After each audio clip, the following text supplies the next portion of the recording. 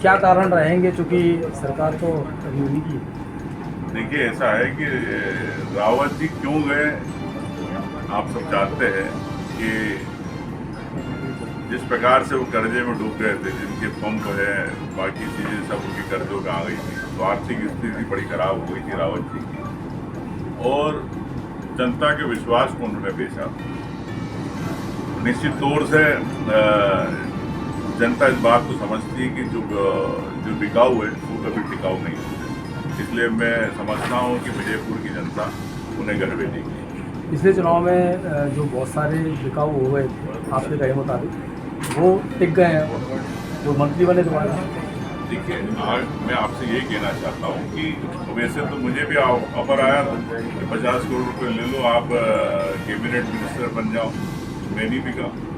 तो ये मैं समझता हूँ कि जनता जो आपको चुनाव जिताती है आपकी ईमानदारी से, तो अब जो बिक जाते हैं वो कैसे बाहर हो गए, कई लोग आपको पता, कई मंत्री हार गए, कई विधायक हार गए चंबल के अंदर। तो ये जनता है, जनता से बड़ा कोई नहीं है जो निर्णय करने में निर्णायक करता है। अभी आपने कहा कि बहुत सारे भ्रष्टाचार हुए पिछले 20 साल में, लेकिन कांग्रेस के जो पुराने नेता रहे, नेता प्रतिपक्ष भी रहे, गोविंद सिंह और तमाम सारे बड़े बड़े दिग्गज नेता रहे, वो एक भी आंदोलन जनता को साथ में लेके खड़ा नहीं कर पाए 20 सालों में।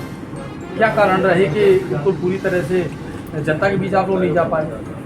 लेकिन मैं आपसे या जनता ने आपको स्वीकार नहीं किया, क्या हुआ? 20 साल में कई साल तो हमारे सिंधिया जी यहाँ पे राज करते रहे, तो ये तो सवाल उनसे होना चाहिए कि उन्होंने क्यों नहीं आंदोलन किया, तो वो तभी गए।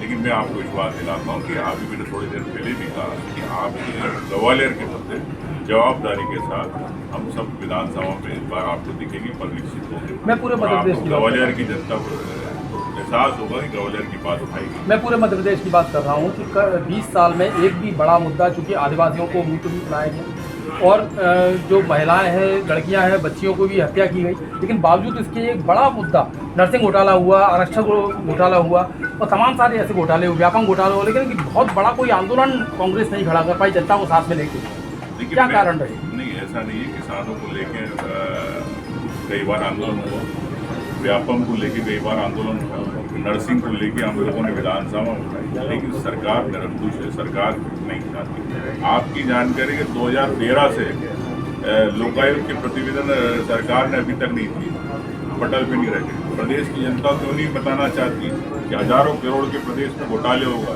लोकायुक्त के प्रतिवेदन क्यों रोक के रखे? सरकार बताए, सरकार डरती है, क्यों डर रही है सरकार? तो ये घोटालों की सरकार है, नहीं चाहती कि जनता के सामने विधानसभा के पटल पे आए, लेकिन हम लोग इसकी मांग भी करते हैं और इस बार भी करेंगे, कई बार भी करेंगे। लेकिन आप समझते हो कि लोकतंत्र नाम का रह गया, यहाँ पर सीधे सीधे एक नाजीवाद चल रहा है, जो हिटलरशाही चल रही है, मनमानी चल रही है, जो भ्रष्टाचार को छुपाने की बात करते हैं, ऐसी भारतीय जनता पार्टी में बात है। भाजपा साहब ने भी आरोप लगाया कि 50 करोड़ का ऑफर आपके पास आया था, और क्या आपने एफआईआर दर्ज कराई? किसने ऑफर दिया था उसके खिलाफ? अब आप आज तो मैं खुद कैबिनेट मिनिस्टर हूँ, नेता प्रतिपक्ष हूँ। नहीं, जब आपने एफआईआर क्यों नहीं कराई? मतलब मैं आपसे वही कहना चाहता हूँ कि ये सब बातें उस समय की, और मैंने उस समय मीडिया में खुले तौर पे गई, तो राजनीतिक बातें रहती नहीं, ऑफर सीधा भ्रष्टाचार का मामला है, सीधा इसमें या तो आपने बढ़ावा दिया उसको, या फिर आपने उसको आरोप भी लगाया था, खुलेआम मीडिया में भी कहा था, आपने शायद मीडिया में देखा नहीं देखा नहीं। एफआईआर क्यों नहीं? एफआईआर की बात कर रहा हूँ। ठीक है, भाजपा दावा कर रही है कि वो रिकॉर्ड बोर्ड से जीत रही है। आपकी कैसी थी विजयपुर में, क्या मानना है? देखिए, निश्चित तौर से आज विजयपुर के अंदर मजबूत स्थिति में, और मैं समझता हूँ कि वहाँ का वोटर कांग्रेस के साथ रहेगा, जैसा पूरा परंपरागत रहा है, तो निश्चित तौर से कांग्रेस वहाँ पे। आपके पुराने साथी हैं रामनिवास रावत, लेकिन आपने ये कहा कि विजयपुर का चुनाव छुपा गया है, ये